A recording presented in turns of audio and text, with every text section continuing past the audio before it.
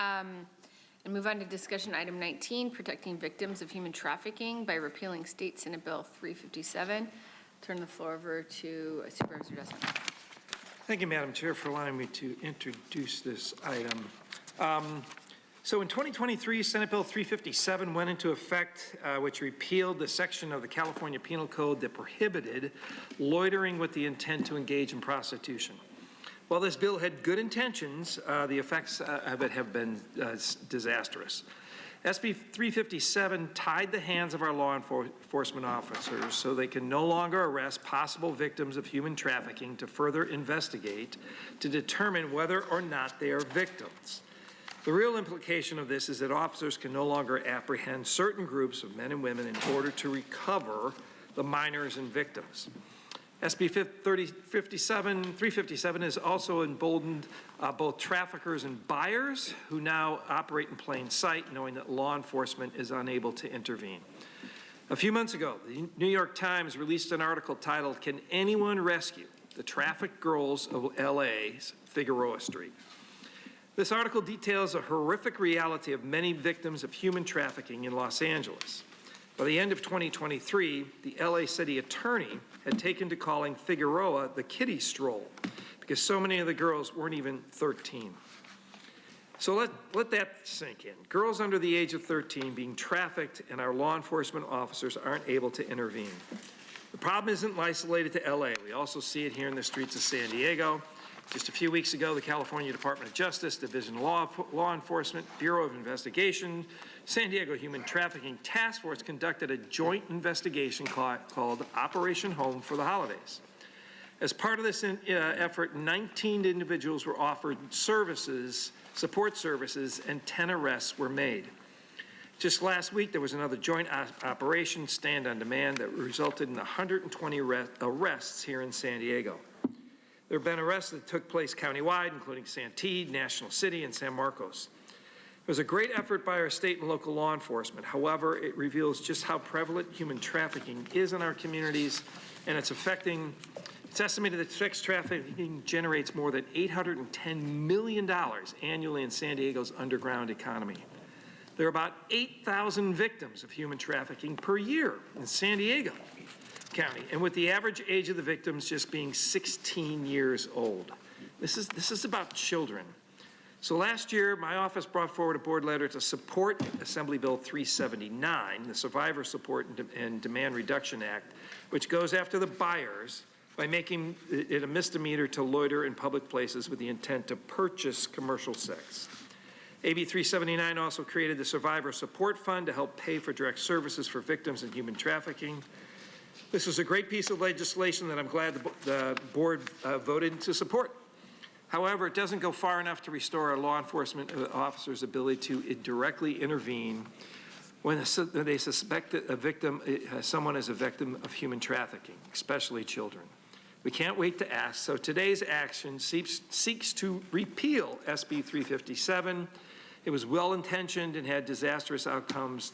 There are victims, including minors, being trafficked on our streets, and as we sit here discussing this today. With that, I urge my colleagues to join me in voting to repeal SB 357 and promote victims and to protect victims of human trafficking. So with that, I'll make a motion to approve repeal Senate Bill 357.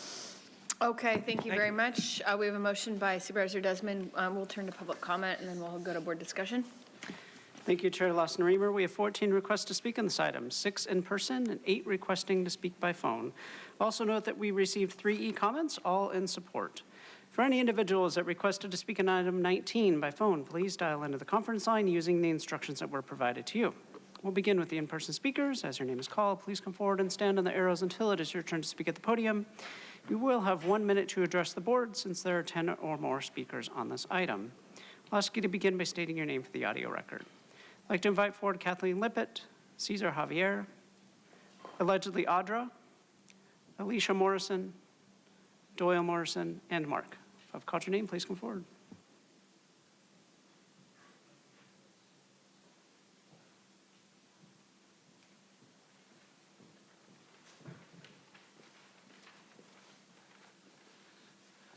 Mark, so it's interesting, I saw the news a couple of days ago And they were actually stating how proud they were that California had caught 100 traffickers in some big bust they did.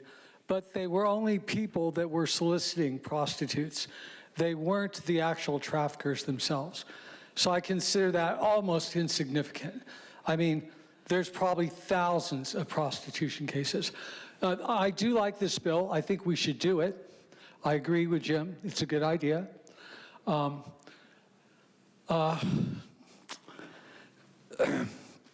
And anything that will make it possible for them to contact child prostitutes and help them is a good idea instead of just having to watch them and walk away.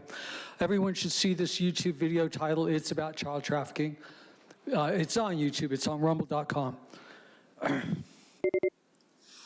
you. Next speaker, please. Alicia Morrison.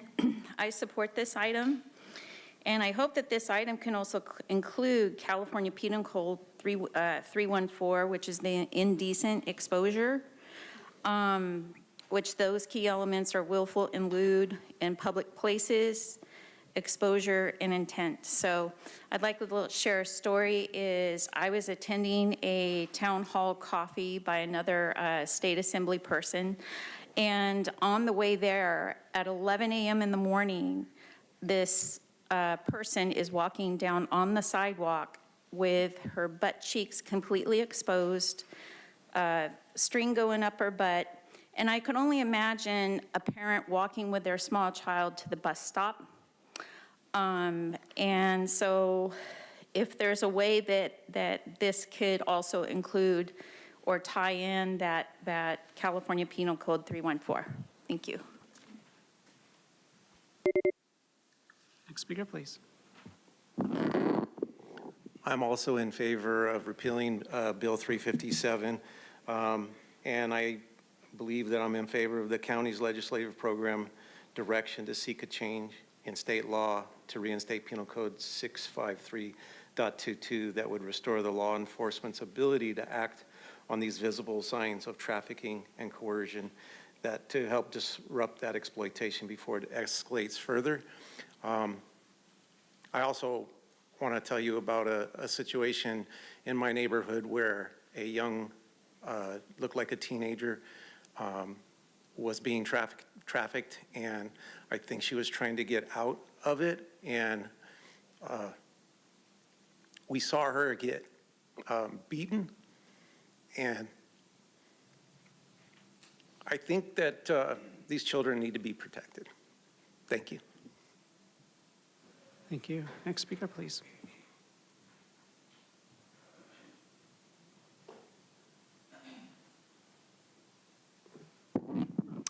On the surface, this looks good, and all children should be protected, but you're hypocrites because you guys traffic children with ASFA, Adoption and Safe Families Act. That's something that you should actually be wanting to repeal and stand against, because Title IV funding is used to traffic children, to manufacture cases, and nothing was done about the unaccompanied minors that came across the border. They get put through that same system. And so it's weird to me that you guys are so adamant about, ICE and what they're doing now, but you didn't care when those children were coming at 2 years old with something written across their chest of where they're gonna go.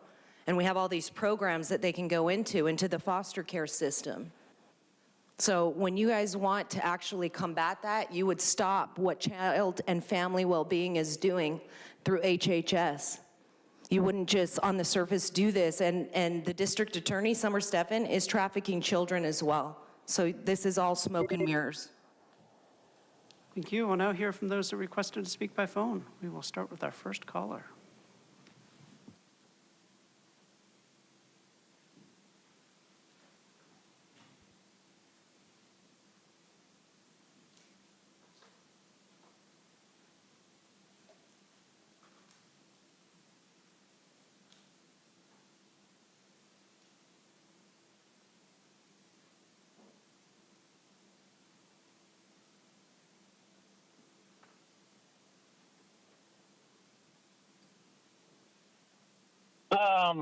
I'm really curious on how the three Jezebels is going to go ahead and vote on this.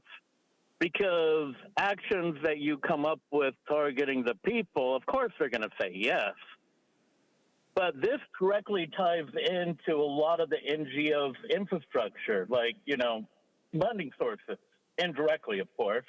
I mean, these are the people that help them get the job done. You're going to try to go after them? All the pimps? The ones trafficking people? Seriously? The three Jezebels are going to agree to that? I don't think so. But I'll be surprised if they end up changing their mind, especially after my comments. But, most likely you're looking at something targeting the NGO, so that's a no-go in the county of San Diego. Hell no. If you're targeting the people, absolutely. 100%. The three Jezebels are on that shit. But the... You want to hear from the next caller?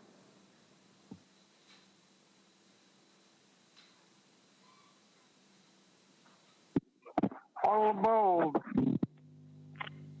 357 by Scott Underdog bars police from investigating persons loitering with the intent to engage in prostitution-type activities. A foreseeable result is that, as the board letter says, this has significantly limited early intervention opportunities and allowed trafficking networks to operate more freely in public spaces, often without fear of consequence. Law enforcement has reported a rise in visible street prostitution, open exploitation, and human trafficking in the wake of the implementation of SB 357. Without this enforcement mechanism, law enforcement officers cannot intervene unless more serious criminal offenses already taken place. San Diego is particularly... You hear from the next caller?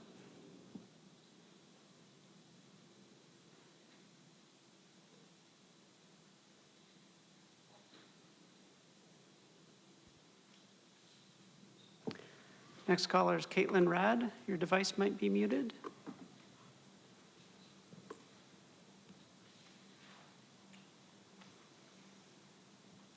And we'll come back. Hello, can you hear me? Yes, please go ahead. I am a survivor and a former foster youth, and I know what it means to be watched and questioned and punished for simply existing in public spaces. If we bring back loitering laws, we're not making communities safer. We're criminalizing the most vulnerable populations. These laws don't stop harm. They give the system permission to target women, especially women of color, Black and brown women, survivors like me. If we lived in a world where safety was actually promoted, we would be providing resources and training to law enforcement. I can tell you from personal experience, there were times at 15 when my trafficker put me on El Cajon Boulevard that law enforcement would take my money and allow me to continue walking down the street, or worse, survivors who have reported being assaulted by law enforcement. Bringing back ways to criminalize women on the street. Now hear from the next caller.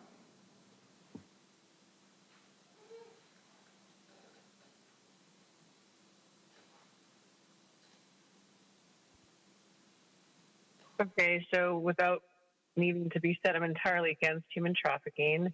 But how about we start focusing on creating a system where there isn't even an issue to begin with? It's a sick time when bills like this ever have to exist and let alone be repealed. It's heartbreaking that this is the reality for so many people, too many. And I'm sorry to the previous caller. I'm so sorry for your experience, and I'm sorry for the purposely corrupt system that we have. It's just a matter of time, though, sister, so hold on. The fact that we are even having this discussion should tell us everything we need to know about how broken the system already is, as I just said. And quite frankly, even if SB 357 is repealed, we still have CPS, we still have HSS, HHS and other agencies that are deeply involved in systems where trafficking and exploitation continue to happen. Truth will come to light just like everything else has. The day is coming soon when people will know their value, their worth. Thank you. Now hear from the final caller.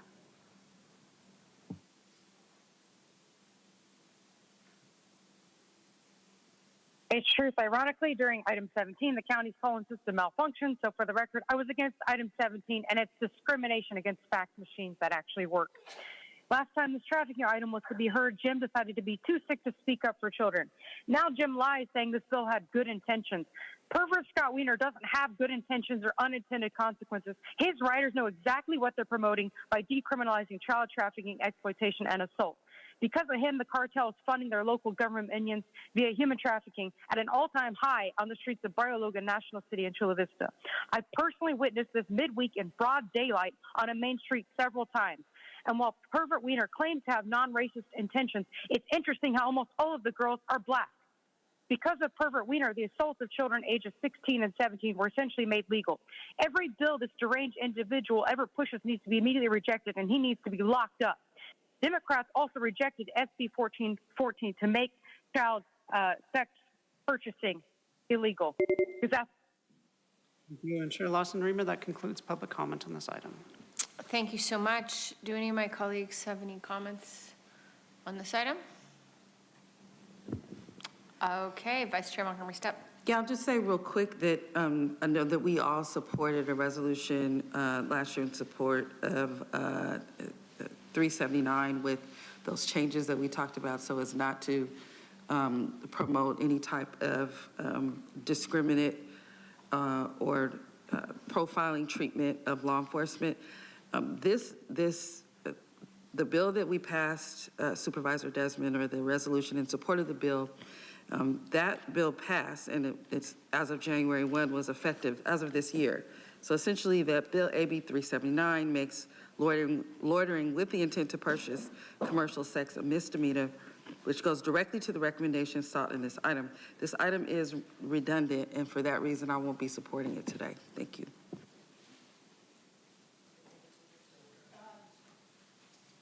Chairperson McGarry. Thank you. So I want to align myself with what the Vice Chair said, because the AB 379 has already been enacted. I just want to expand a little bit on what it does. It includes prosecuting traffickers, going after the traffickers, not the people who are subject to trafficking. It targets buyers. It strengthens penalties for those who exploit minors and children, and doing so without criminalizing the victims. This law was supported by our district attorney's office and by law enforcement agencies precisely because it focuses on exploiters and traffickers and not the people being exploited.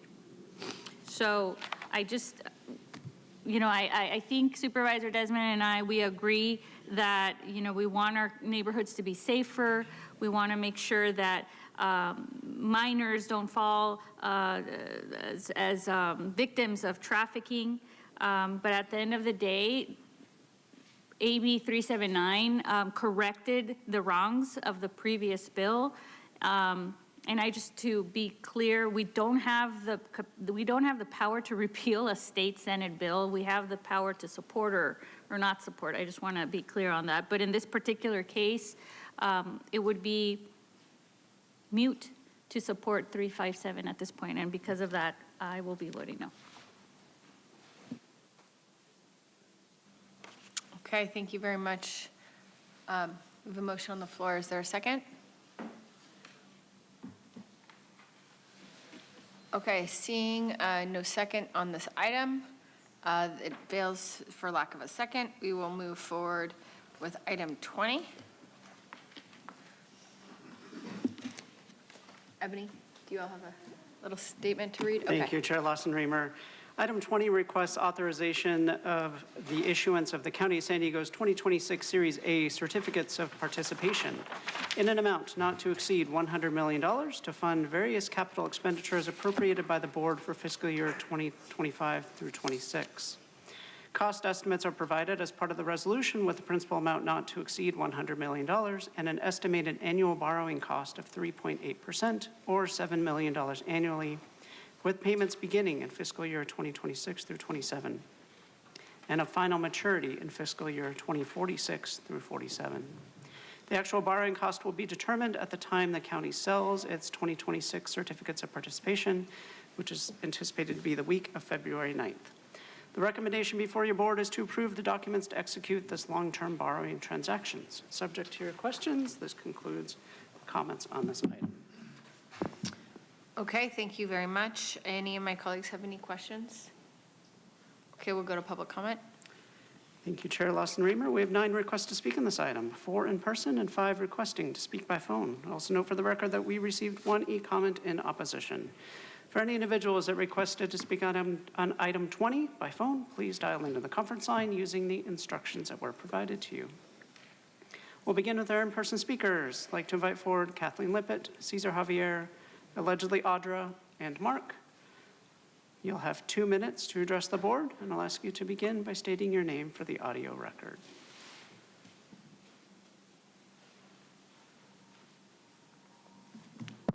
Human traffickers can't stop human trafficking. Anywho, so yeah, this is interesting because as you read through the agenda, it's like you're talking about selling certificates of participation, making your calling base rental payments as opposed to annual debt service payments is a little interesting.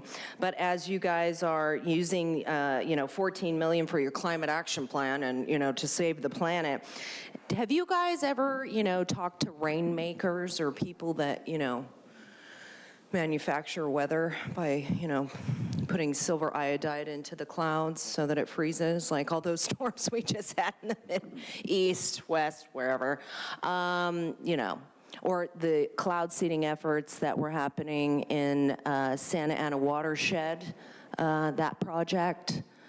Right, we wouldn't want to look into that, right? Because, why would you want to stop your climate change agenda and let people know what's being sprayed above them that can freeze the clouds and just wherever you want to put that weather, you get it, right?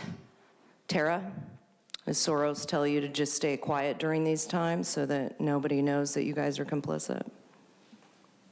Right.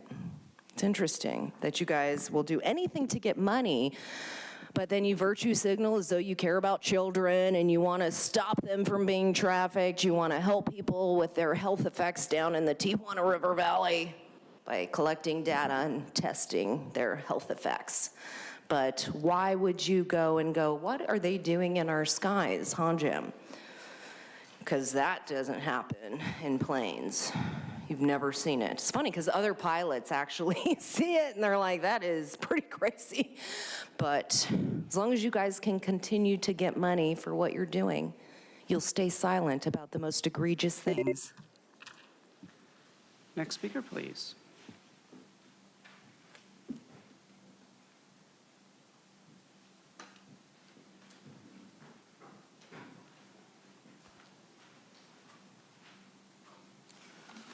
Mark, well, they're financing, I think it's 13 point something million toward climate change, which is a total scam. Of course, the climate does change. That's not, there's no doubt about that. People need to see this absolute expert and her witnessing before the, I can't even remember, I think it's the New Hampshire legislature, and giving her testimony. Here's some times for it. This title is on YouTube.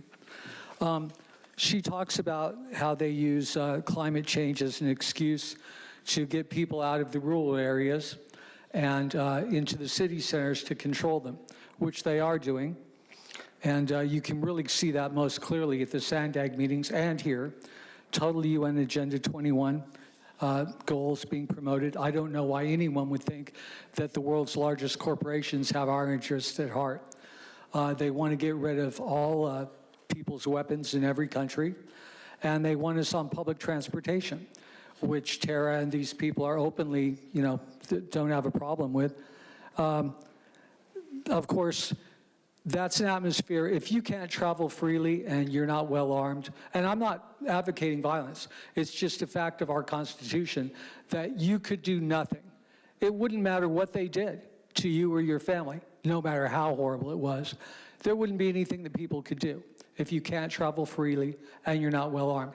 And California is the very tip of the spear at making sure that we don't have any ability, well, we can still travel right now, but they're trying to get rid of that. Look at the sand egg meetings.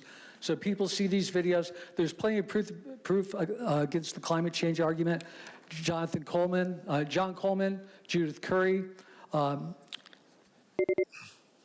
Thank you. We'll now hear from the individuals that requested to speak by phone. We will start with our first caller.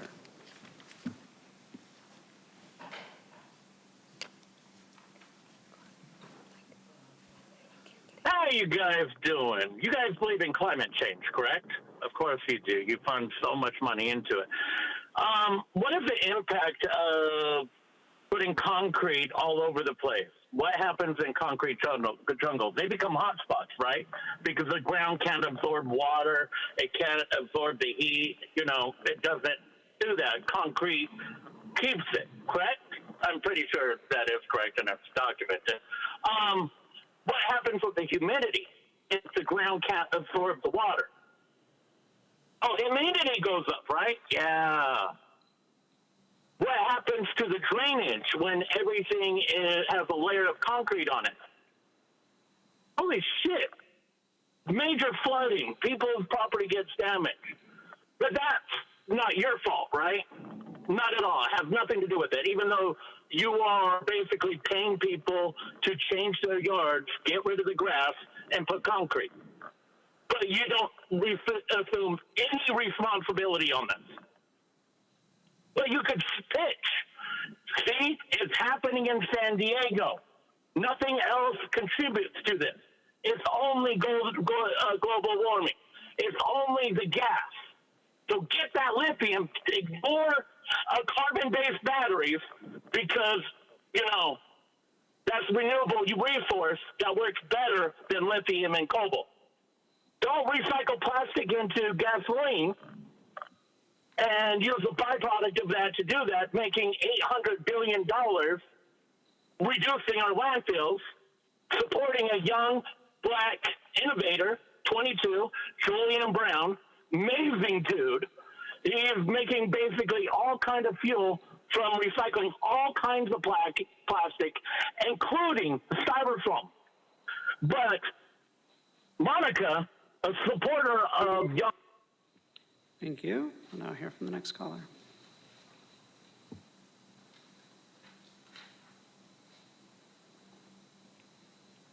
Hey, it's Truth pointing out that it took an extra 4 months for the county to properly buy a $38.6 million helicopter capable of fighting fires at night.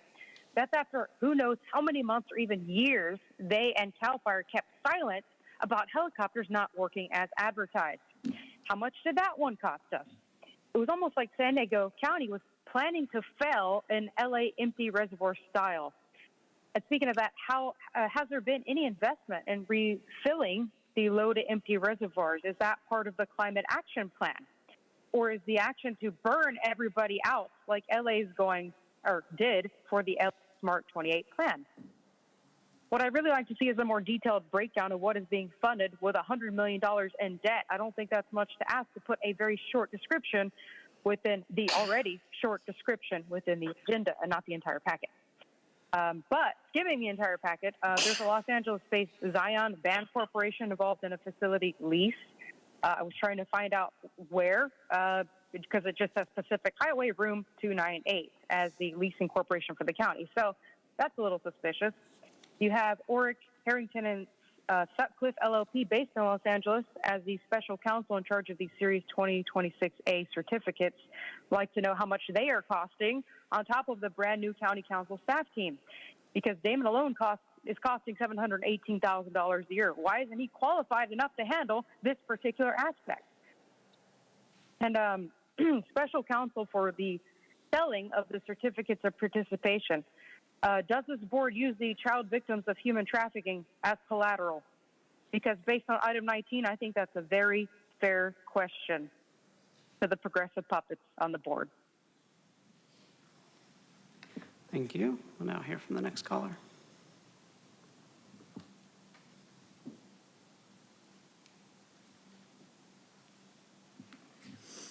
All about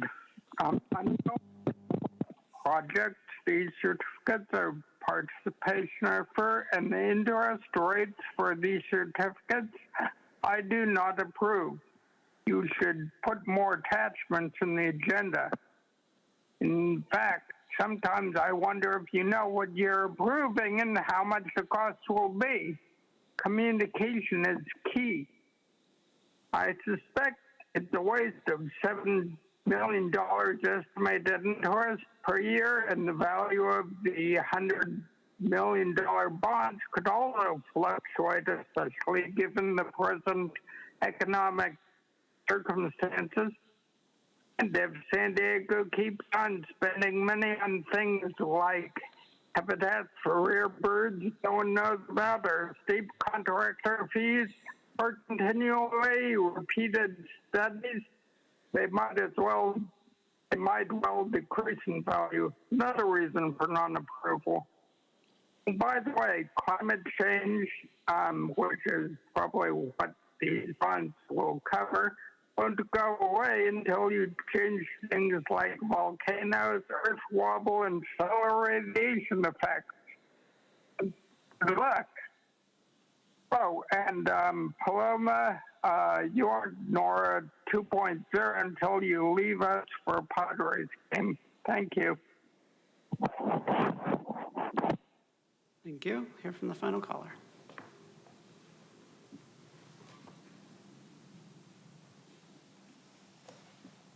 No, she's Nora 2.0 once she gets on Tara's bad side and has the media on her, hounding her to get her to the F out that chair. That's how it happens.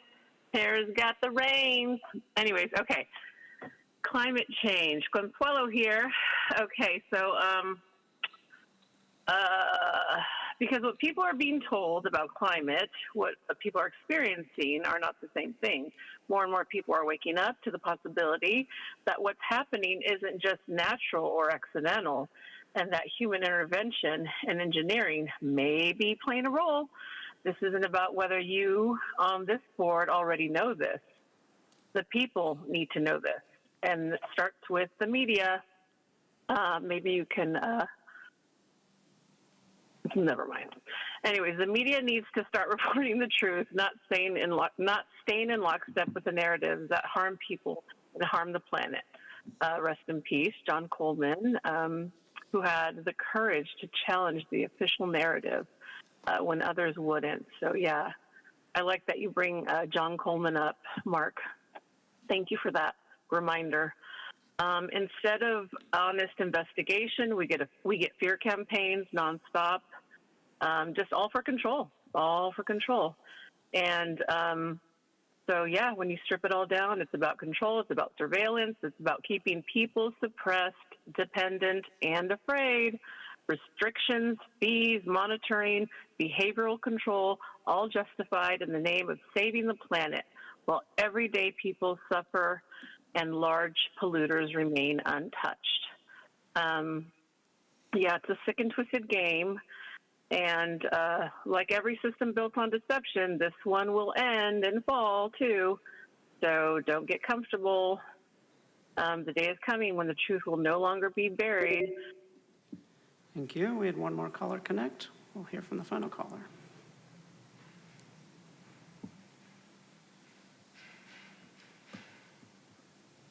Hi, my name is Andrea Ebbing, and my daughters were trafficked across the country on January 4th, 2021 and August 19th, 2020. So, yeah, nobody's done a thing. In fact, I had full custody and protection of my children after I was almost murdered. I was strangled and had my head split open on video. My beautiful daughters, 6 and 7 years old, were playing with their dolls that they just got for Christmas when their dad drugged them and drove them across the country on a permanently suspended license, which the RDIS system would easily pick up. Thank you. Just a reminder that we are on item 20, which is approval of the delivery and execution of related financing documents for the County of San Diego certificates of participation. So please make sure that your comments are pertinent to that item. If you have comments regarding subject matters in the board's jurisdiction, but not an item on our agenda today, you can always speak to us during public comment, non-agenda public comment. Okay, my apologies. I thought you were on the human trafficking one. Sorry about that. So I don't have much to say on the other one. I apologize. Thank you. Thank you. Chair Lawson-Remer, that concludes public comment on this item. Okay, thank you very much. Does anyone have any questions for our county team assembled here today? Okay, happy to make a motion. Thank you. And we have a second from the vice chair. I just don't have questions, but I have a comment. Okay, please Real go quick. ahead. So we know the capital improvement needs assessment is how the county invests in critical infrastructure to prevent failures from becoming emergencies. This financing action today includes $11.9 million for the stormwater program, funding projects that protect public safety as storms grow more intense and unpredictable. I just wanted to take a moment to highlight this investment because just this month, we passed the second anniversary of the January 2024 storms that caused catastrophic flooding across San Diego, a tragedy that claimed lives and devastated communities in District 1 and District 4. For Spring Valley and Shelltown residents, those impacts are not abstract, they're lived experiences.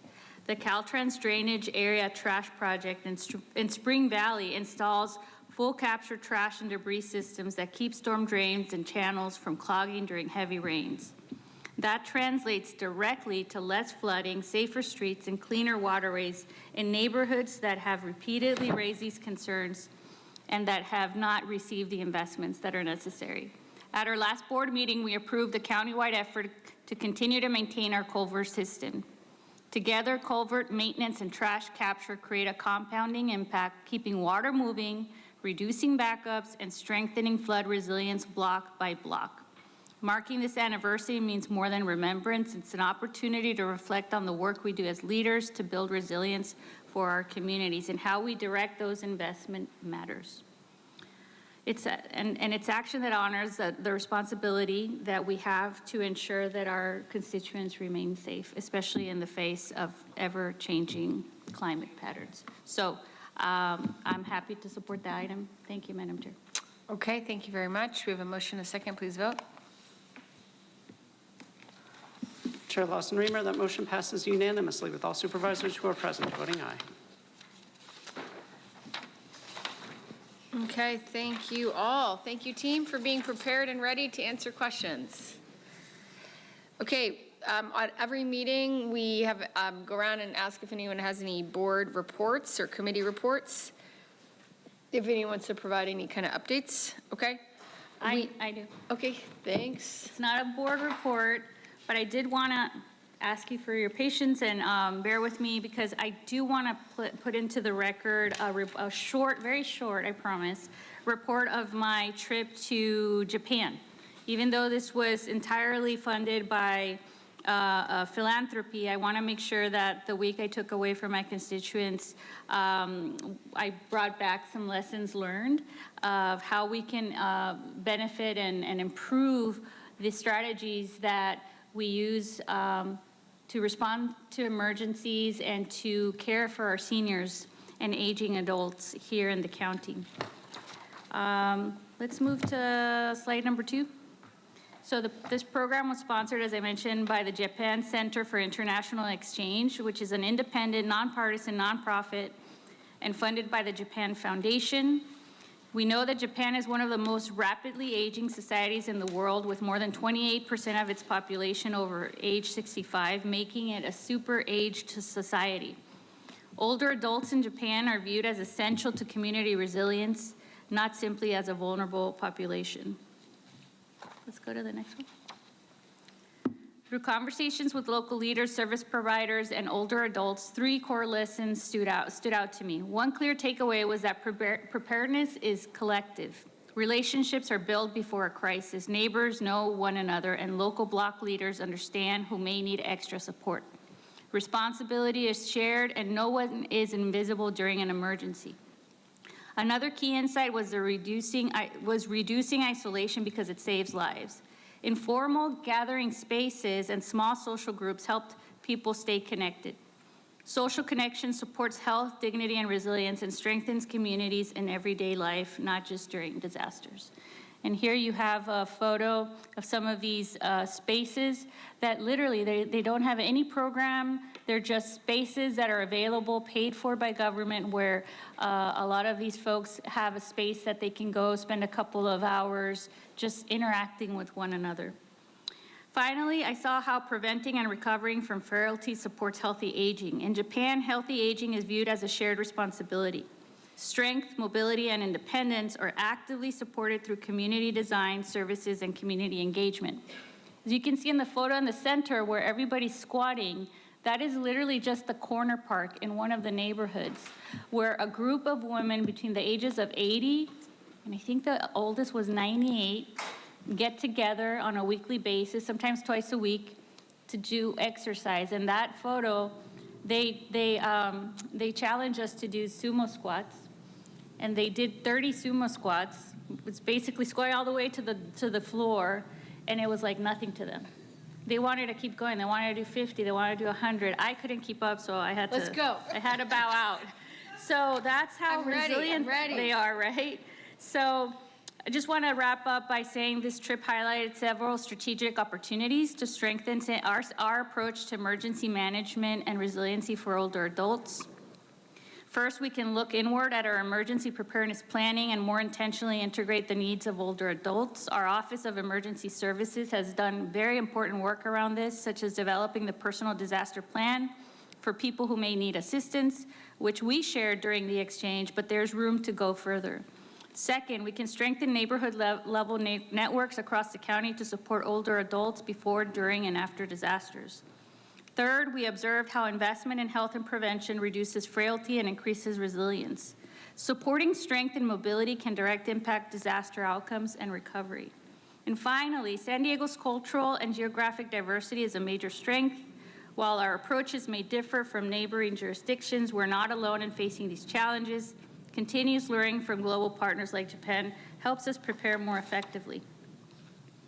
Looking ahead, I am excited to work with my fellow board members to advance efforts that address these challenges and strengthen our region's resilience for older adults. Continuous collaboration will be key as we build on the lessons learned from this exchange. Prevention and early intervention are non-negotiable, especially as some VHS programs wind down and we await state guidance on this type of funding.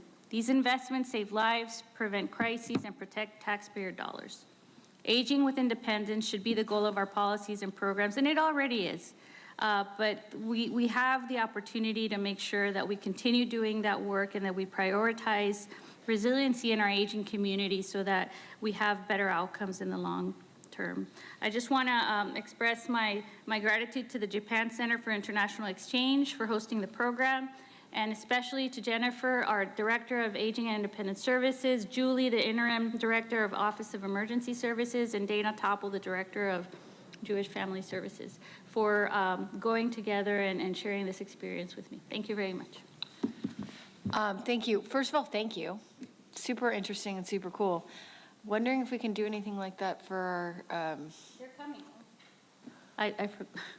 They're actually coming here. So there'll be a group of probably local mayors and other types of leaders.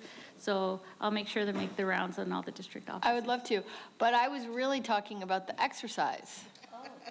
Could we have some kind of Everybody's program? Invited to, we have walking Wednesdays in my office. So if anyone wants to join us and go walking for an hour. I love that. Thank you. I might take you up on it.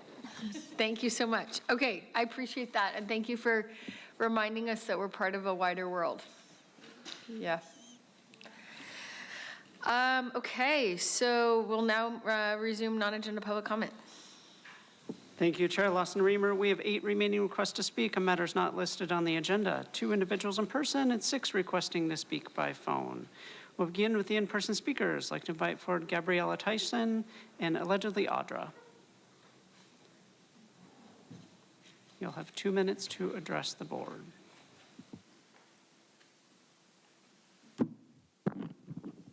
Goodness, what to speak about and on agenda. It's interesting being set apart from this world and watching the world around us crumble as, you know, people who are in power taking advantage and exploiting people for money, you know, and for glorification, to virtue signal as though they care. And then you guys talk about like walking, we're gonna do this. And it's like people will come forward to you guys and share their, you know, struggles in life, their concerns about what's going on around them, about the things that you guys do, and you just look down and, you know, I just don't want to pay attention to that. But it's interesting because you will meet our Maker one day, and you will have to answer to all of the things that you guys have done or not done. And it's interesting because you guys serve the God of this world, which is Satan, and is the adversaries, the spiritual wickedness, which is running rampant, and it's more and more evident. So it's interesting to be able to witness that and see and actually talk to people who are suffering and have compassion for them, not just kind of look down and ignore them and make nasty faces and be like, that's not happening. We're not going to stop child trafficking. We've already, you know, this already covers that. It's like, why wouldn't you do anything and everything to make sure that doesn't happen? You know, and you're selective on who you actually care about and who you want to listen to. It's sad. It really is. Yeah, terror like those looks. You know what I'm saying? But again, you will meet our Maker one day, and you guys will have to answer to that. And I'd love to be there to see him say, turn away from me, I never knew you, because you guys refused to do what you were called to do. But actually, I don't know what you were called to do, because if you work for Satan, then you're doing exactly what he's asking. Thank you. Final call for Gabriella. And for any individuals that requested to speak by phone on matters not listed on the agenda, please dial into the conference line using the instructions that were provided to you. We will begin with our first caller.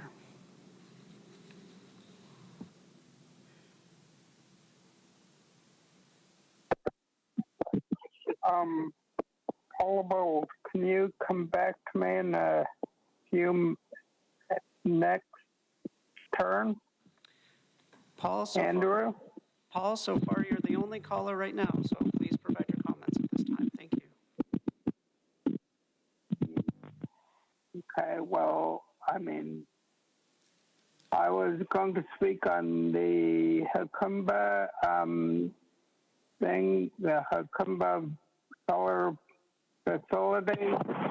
You think the developers would consult with the locals who are the Manzanita Band of the Kumeyaay Nation, to whom the county sent an invitation a while ago, years ago. The county says the Manzanita Band didn't respond to a 2019 deadline, but contacted them anyway. Indeed, county staff wrote in the EIR, the county has been consulting with the Campo, Hamul, Manzanita, and Viejas. Consultation is ongoing and will continue through the processing of the proposed project. Over construction, it seems to have begun in 2022 only, and apparently the project was not fully funded until last year and is still incomplete.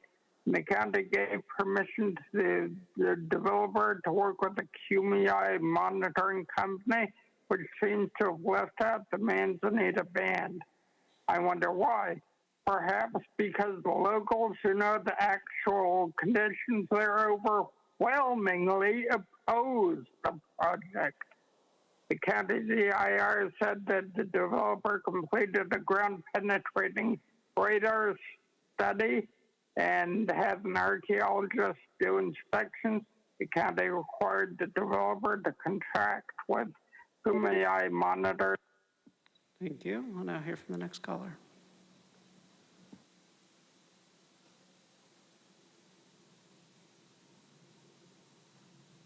Hey, truth question. Why wasn't Monica or Manuela chosen as chair?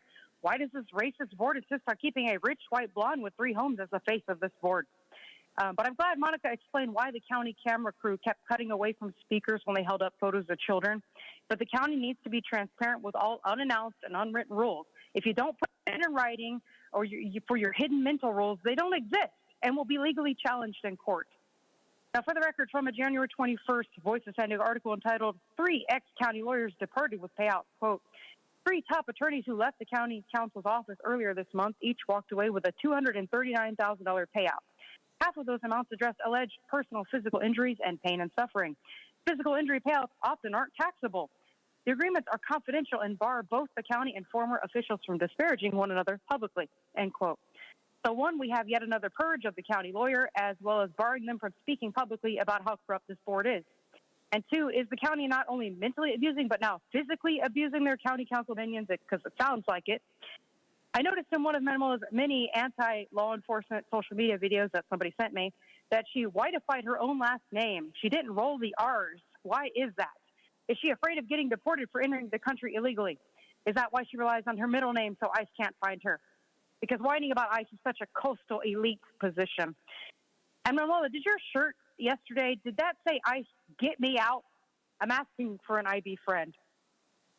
So I actually want to adjourn today's meeting in memory of Laken Riley, who was brutally assaulted and raped by an illegal alien who stole her right to life. Because if I were to read a list of victims of illegal alien violence, we'd be here all night, and tomorrow, and the next day, and the next day, and the next day, and the next day.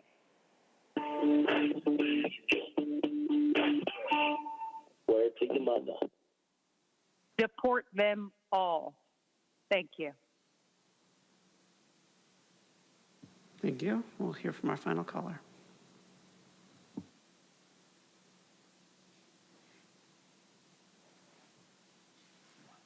Okay, that was so funny. Loved it. Okay. I'm going to recycle my Sandag speech. Here we go. Isn't it something that the people who genuinely want what's best for humanity are labeled extreme or cuckoo, while those behaving in truly extreme ways against nature, against humanity, against common sense are protected, funded, and praised? Government agencies like Sandag, the county, city, with board members who have become the real extremists, entirely out of touch with what it means to be human. Many of you have lost your connection to reality, to community, to consequence. Everything that happens here is not just for the benefit of San Diego County. It serves a much bigger agenda, and I will continue to name that agenda the United Nations Agenda for the 21st Century. Meeting after meeting for as long as it takes until you wake up to what you are actually participating in. Some of you already know exactly what you're doing. Many of you have sold yourselves to the highest bidder, and but understand this, you are not exempt, you are disposable, you are truly disposable to the very system you serve. You too will face consequences. You too will suffer through what you had the power to prevent others from suffering through. You've helped create unnecessary, wasteful, stupid bike lanes, unequitable bike lanes, I should say, while families struggle to survive. That money could have gone to homeless veterans, people who fought for this country only to come home and sleep in their cars trying to make sense of what the hell they sacrificed for. Agencies like this county agency, they take advantage of the populations that's stressed, exhausted, and barely surviving. You think you're helping, but this is an abusive relationship, and you are on the abusive side entirely. The system is sick. It is Thank you. And Chair Lawson-Remer, that concludes a request for non-agenda public communication. Okay, thank you very much. We now turn to public comment for all closed session matters. Thank you, Chair Lawson-Remer. Item 22 on today's general legislative session agenda are closed session matters. The closed session agenda includes 6 matters. Individuals that have requested to speak on closed session matters must provide comments related to those items. Otherwise, your comments will be considered off topic. We have 7 requests to speak, 3 individuals in person and 4 requesting to speak by phone. I'd like to invite forward the individuals in person, Cesar Javier, Leslie Audra, and Mark. Those that requested to speak by phone, please dial into the conference line using the instructions that were provided to you. You'll have 2 minutes to address the board. And I'll ask you to begin by stating your name for the audio record.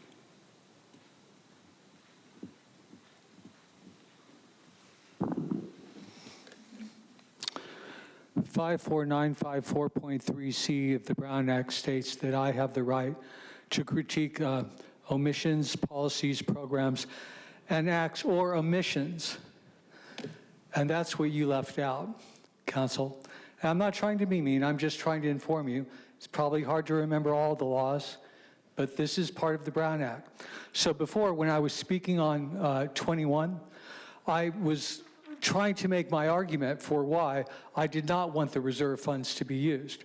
And I have a right to say what I think has been omitted in the meeting. You can look it up. It's 54954.3c of the Brown Act. Please pause the speaker's time. Sir, which item on closed session are you speaking to? That was proposed litigation. Okay, is there proposed litigation on this topic to which you're speaking?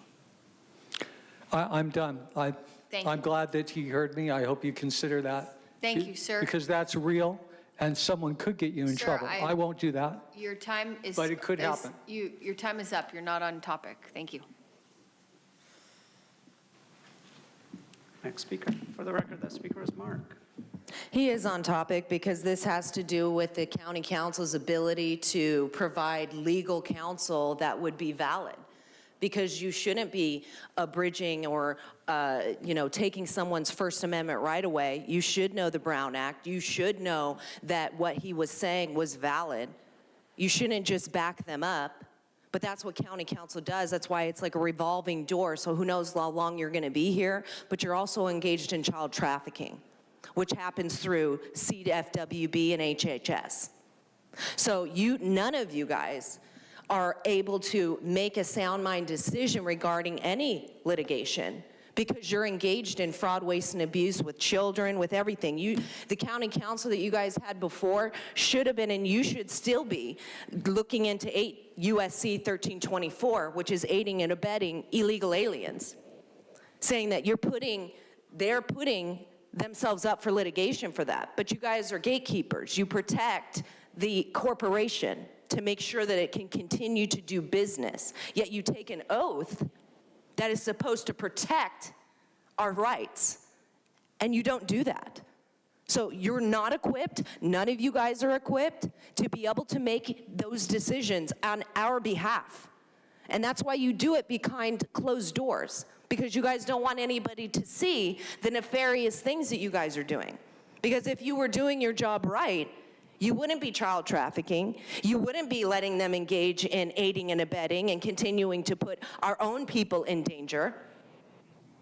And it's ridiculous because we pay a lot of money for this a dais to be protected. All while you guys abridge and obfuscate and totally take advantage of the people's rights. So, you know what I mean? It's like, can't wait till you guys are on the other side begging and pleading. For the record, the speaker is Audra. We'll now hear from the individuals that requested to speak by phone. We'll start with our first caller.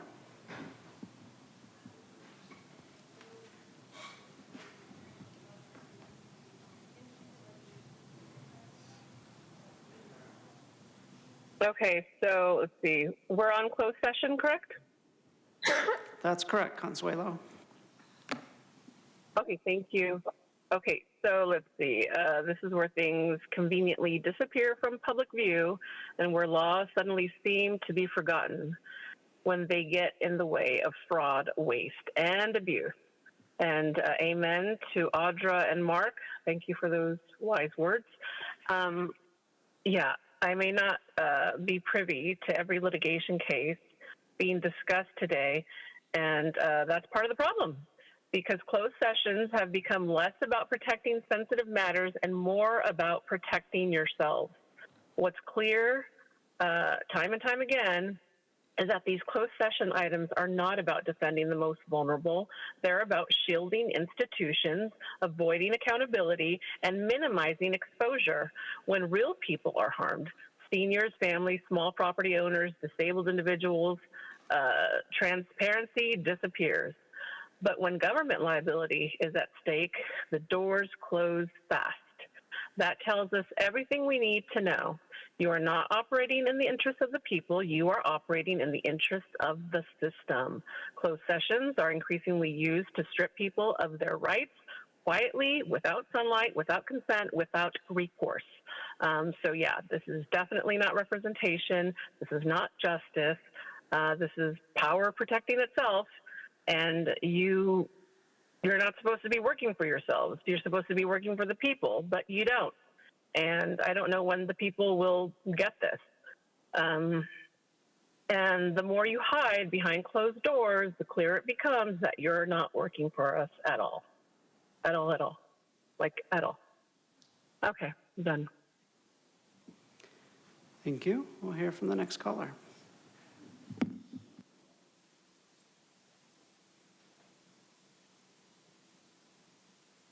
Hey, it's Ice. Truth. Conference with legal counsel costing over $718,000 a year with a purged deputy counsel team on existing litigation, such as case D. Eric Talavera versus the county, a guy who stole a trailer. The real issue is the trigger-happy deputy who stupidly hit a National City police detective. That guy needs to be retrained. And the thief just stay in prison. Case E. McKell Miles versus the county, a Camp Pendleton preschool teacher in Fallbrook who's now owed $5 million due to an incident where he was beaten by deputies for a crime he did not commit and where his neighbors even said he didn't do it.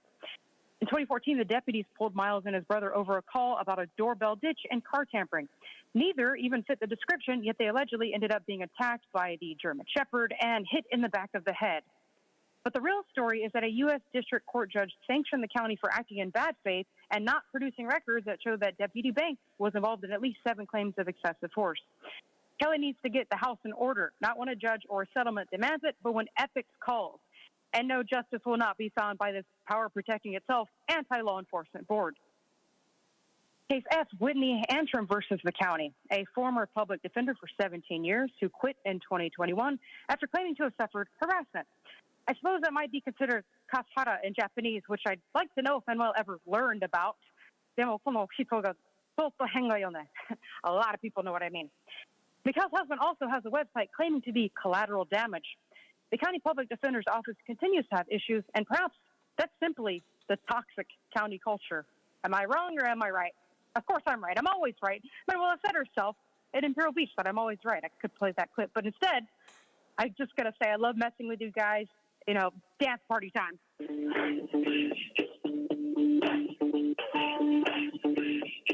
Thank you. Have a good day. Thank you. We'll now hear from the final caller.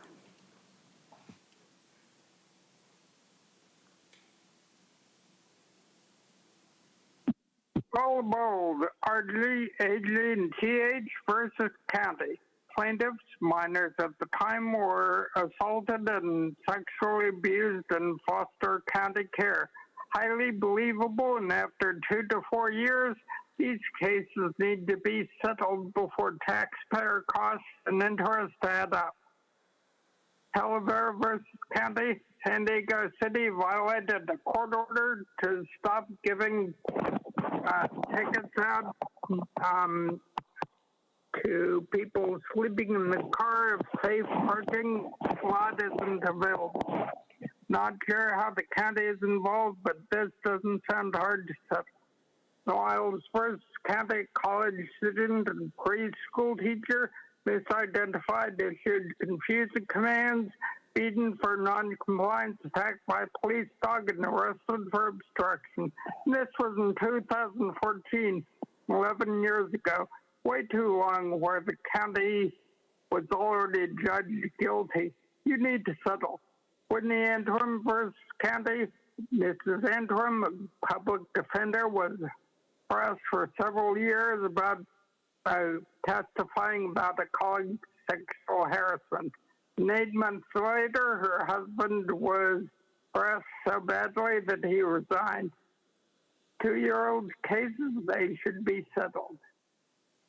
Arabella McCormick, Andrea Ebbing, Evelyn Lopez, 150 or more Polinsky Center abuse cases, along with other abuse cases. People and animals make me wonder if the board takes care of its own but ignores all the harm to others policies caused after the vote.